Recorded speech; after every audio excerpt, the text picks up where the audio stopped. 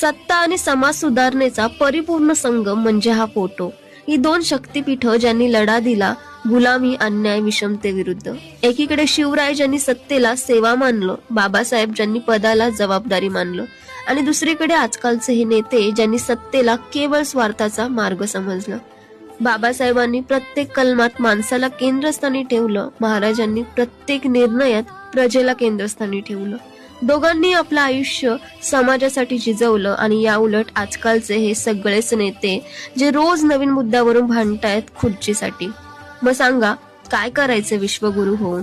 अहो, आपल्या देशात न्याय हरतोय, समता तुडवली जाते आणि सत्ता लादली जाते. पण तरीही विश्वगुरूचं ध्येय ठेवणाऱ्या त्या प्रत्येकाला हा प्रश्न आहे, सत्तेसाठी विश्वगुरु होऊ इच्छिता की समाजाच्या भल्यासाठी? आणि हा समाज म्हणजे कोणती जात आणि धर्म नाही, हा समाज म्हणजे मानवता.